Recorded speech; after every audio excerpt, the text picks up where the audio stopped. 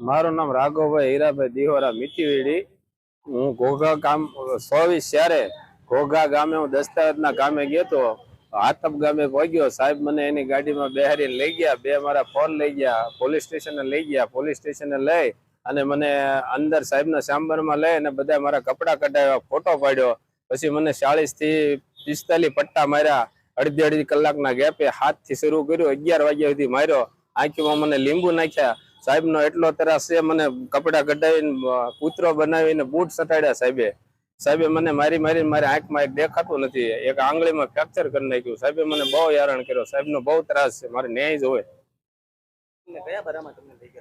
સાહેબે કોઈના કહેવાથી હશે કે સાહેબને કાંઈ મારી ઉપર દાજી છે। મારે તો કોઈ સાહેબ ટચમાં નહોતા, પણ જગદીશભાઈ કાંબળના કહેવાથી હોય શકે ખરું। સાહેબ એ જગદીશભાઈ કાંબળનો બહુ મોટો રેતીનો ધંધો હાલે છે, એટલે એ કાંઈ દાજ હશે।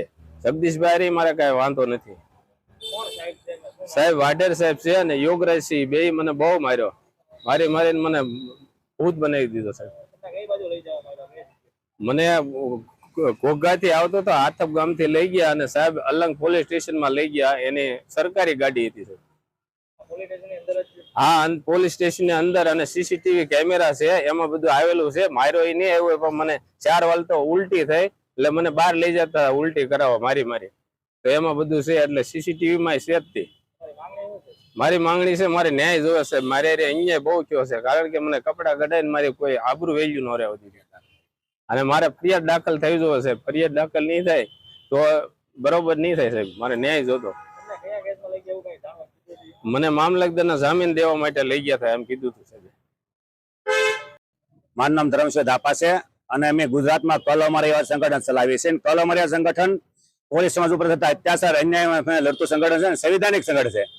24 તારીખે જે ઘટના બની એ બાબત લઈને રઘુભાઈ ને 3 મિત્રો અમારી ઓફિસ આવ્યા અને એને આખી વિગત કરી કે ભાઈ વાઢેર સાહેબ છે, અમને પકડી ગયા છે અને અમને પોલીસ સ્ટેશનમાં નગ્ન કર્યા, 45 જેવા પટ્ટા માર્યા અને એના બૂટ સટાડ્યા અને એને અડધી કલાકે આંખમાં લીંબુ નાખ્યા।